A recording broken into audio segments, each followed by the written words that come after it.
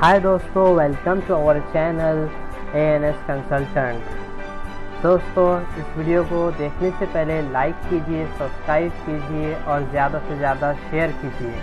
तो दोस्तों, मुझे कमेंट आई थी क्या रिस्पॉन्सिबिलिटी ऑफ डिज़ाइन इंजीनियर और साइड इंजीनियर के लिए एक वीडियो बनाई है। तो मैंने आपके लिए ही भी वीडियो बनाई है कि रिस्पॉन्सिबिलिटी डिज़ाइन इंजीनियर की और साइड इंजीनियर की रिस्पॉन्सिबिलिटी क्या होती है। तो दोस्तों, बात करते हैं सबसे पहले डिज़ाइन की। क्योंकि जैसे पहले डिज़ाइन बनेंगे फिर ही तो साइट पे एग्जीक्यूशन होगा ना। तो साइट पे इंस्टॉलेशन और एग्जीक्यूशन होने के लिए डिज़ाइन बहुत ज़रूरी है, डिज़ाइन का होना बहुत ज़रूरी है। तो दोस्तों, डिज़ाइन बनाने के लिए एक साइट इंजीनियर को सबसे पहले उसके पास में एक आर्किटेक्चर लेआउट होना चाहिए। जो आर्किटेक्चर लेआउट आर्किटेक्ट हमें प्रोवाइड करता है, हमें उसकी पहले डिटेल स्टडी कर लेना चाहिए कि आर्किटेक्चर लेआउट में ये इसकी डायरेक्शन कौन सी है, नॉर्थ की डायरेक्शन क्या दी हुई है। अगर हमें नॉर्थ की डायरेक्शन पता होगी तो ही हम उसके बाद में हीट लोड कैलकुलेशन कर पाएंगे। तो दोस्तों, हमारे पास में जैसे कि हम आर्किटेक्चर लेआउट हमारे पास में प्रोवाइड हो गया, जहाँ हमारे पास डायरेक्शन भी पता चल गई कि नॉर्थ की डायरेक्शन कौन सी है। अब नॉर्थ की डायरेक्शन पता चलने के बाद में हमें हीट लोड कैलकुलेशन करना पड़ता है। तो हीट लोड कैलकुलेशन के अंदर दोस्तों सबसे पहले हमें पता होना चाहिए कि वॉल्स वगैरह कौन से इसके अंदर, वॉल्स की कैरेक्टरिस्टिक क्या है। अगर आप कंसल्टेंसी में काम करते हैं तो कंसल्टेंसी में आपको डिटेलिंग वगैरह सब आर्किटेक्ट की तरफ से प्रोवाइड हो जाती है। अगर आप सादे कॉन्ट्रैक्टर के पास में है तो आपको जल्दी हीट लोड कैलकुलेशन करके देना होता है। आपके पास में इतना टाइम नहीं रहता है कि वॉल कौन सी है, इसके अंदर मटेरियल कौन सा यूज़ हुआ है, गिलास कौन सी है, गिलास का मटेरियल कौन सा है। तो दोस्तों, हमें सबसे पहले क्या करना है, हीट लोड करना है।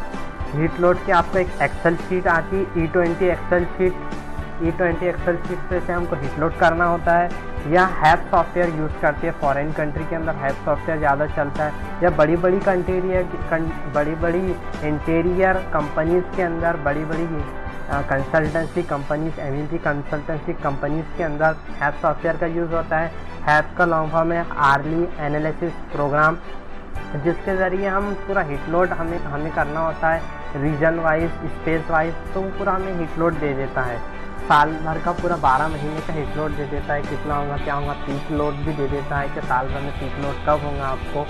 तो दोस्तों, और अपनी जो मुंबई वगैरह में, पूना के रीजन में करते हैं, महाराष्ट्र के अंदर, या बड़ी अपने यहाँ जो स्टेट की सिटीज़ है, बेंगलोर वगैरह हो गया, दिल्ली हो गया, तो यहाँ पर हम लोग E20 एक्सेल शीट भी यूज़ करते हैं अक्सर। तो E20 एक्सेल शीट के ज़रिए आप हीट लोड कर लेते हैं। हीट लोड के अंदर क्या होता है कि बाहर से कितनी ग्लासेस के ज़रिए हीट आ रही है, वॉल के ज़रिए कितना वार्म हो रहा है रूम, और पर्सन कितने हीट जनरेट कर रहे हैं, इक्विपमेंट जो है तो वो कितनी हीट जनरेट कर रहे हैं, फ्लोर के ज़रिए कितनी हीट हो रही, रूफ के ज़रिए कितनी हीट हो रही। ये सब जितनी भी, इसका मतलब क्या हो रहा है कि जितने भी रूम के अंदर हीट आ रही है तो उस हीट को निकालने के लिए कितनी कैपेसिटी का हमें AC लगाना होगा, कितना टनेज का हमें AC लगाना होगा।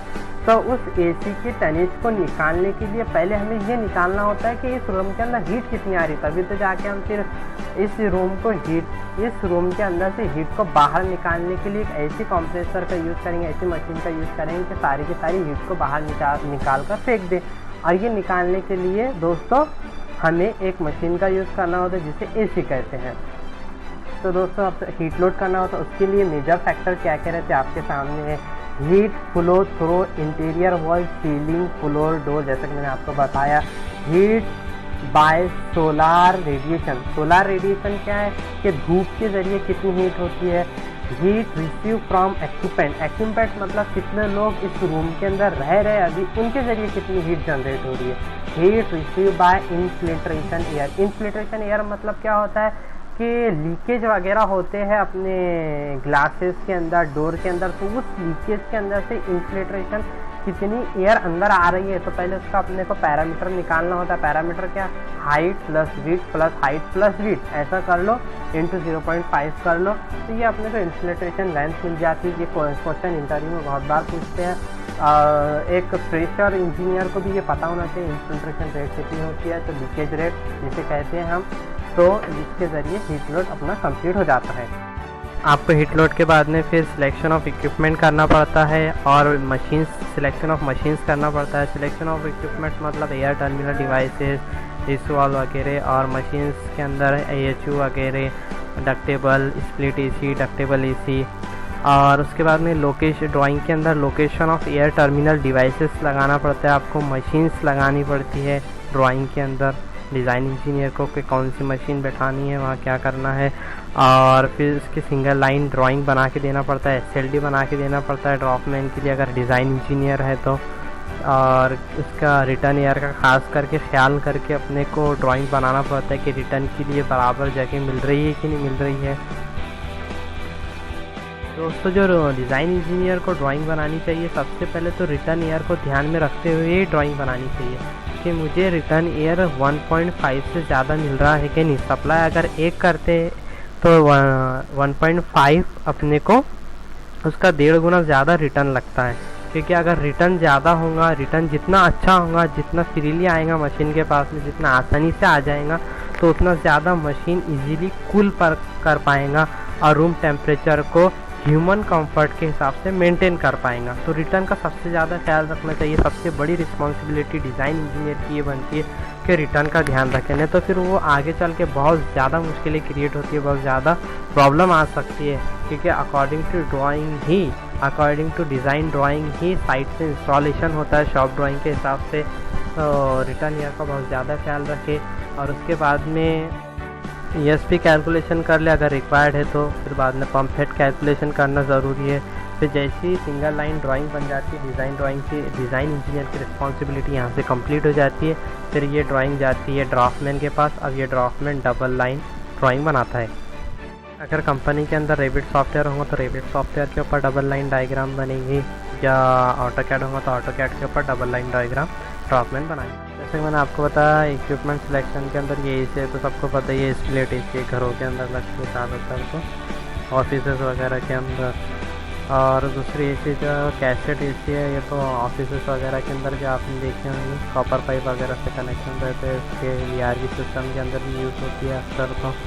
और स्प्लिट AC भी होती है, और ये भी VRV system, non VRV system के अंदर यूज़ होती है। डक्टेबल AC के अंदर डक्ट कनेक्ट होता है, तो साइड इंजीनियर को, डिज़ाइन इंजीनियर को पता ही होना चाहिए डक्टेबल AC के बारे में। रिटर्न एयर, इसका रिटर्न एयर का खास करके ख्याल रखा जाना पड़ता है ब्लू स्टार में खास करके तो। और डाइकिन का ज़बरदस्त आपके सामने AHU डाइकिन का देखें यहाँ पर, डाइकिन का AHU है ये डक्ट है। और इसका भी सिलेक्शन करते टाइम में रिटर्न एयर की डक्ट का ख्याल रखना पड़ता है। जब एयर टर्मिनल्स वगैरह लगाते हैं वहाँ 1.5 गुना ज़्यादा रिटर्न एयर रखना पड़ता है। इसके अंदर ज़्यादा से ज़्यादा रिटर्न एयर रखे तो ये फ़ायदा है बोलना, रिटर्न एयर ज़्यादा ही मिलना चाहिए AHU के अंदर तो, क्योंकि उसकी डक अलग से आती है ना, इसीलिए प्रॉब्लम जाती है कभी कभी। और ये एयर टर्मिनल डिवाइसेस आपके सामने जैसा मैंने आपको बताया था, इनका भी सिलेक्शन करना पड़ता है। एयर टर्मिनल डिवाइसेस को डिज़ाइन इंजीनियर को ड्राइंग में रखना पड़ता है। ग्रिल्स वगैरह आपके सामने, ग्रिल्स है, डिफ्यूज़र है, देखिए राउंड ग्रिल्स है, यहाँ पर डिश वॉल है। बहुत से जानों तो डिश वॉल भी पता नहीं रहता है कि टॉयलेट के अंदर एग्जॉस्ट सिस्टम के लिए भी लगाते, फ्रेश चेयर के लिए भी लगाते डिश वॉल। हाँ, ये VCD आपके सामने VCD, राउंड VCD और रेक्टेंगुलर VCD। ये वॉल्यूम कंट्रोल डैम्पर है, वॉल्यूम कंट्रोल करने के लिए यूज़ होता है। ये एयर चिल्लर, ये वाटर कूल चिल्लर है अपना, इसका भी सिलेक्शन करना पड़ता है वाटर कूल चिल्लर का।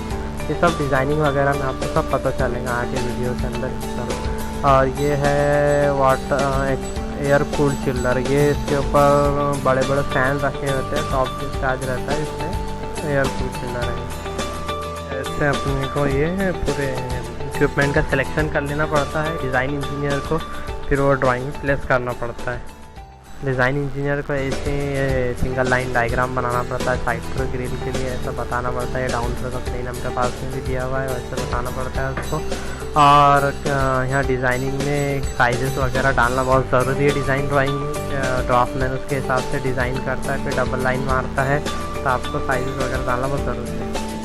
तो हो गया आप लोगों का काम डिज़ाइन इंजीनियर का। जो डिज़ाइन इंजीनियर रहता है पंप हेड कैलकुलेशन करना, पंप हेड कैलकुलेशन कर ले, ESP वगैरह जो उसके आगे करना, एक्स्ट्रा वगैरह काम जो कंसल्टेंट मांगता है, या अगर अपने कुछ प्रॉब्लम है एयर वगैरह का तो नहीं जाएगा वहाँ तक, तो उसके लिए पंप ESP कैलकुलेशन करना होता है, ESP कैलकुलेशन कर ले। मैं सोच रहा था कि डिज़ाइन इंजीनियर का रिस्पॉन्सिबिलिटी और क्या क्या होती है उसको और डिटेल के अंदर आप लोगों को बना के भेजा। अभी मेरे पास टाइम नहीं था इतना, मैंने इतना वीडियो बना के भेजा आपके लिए।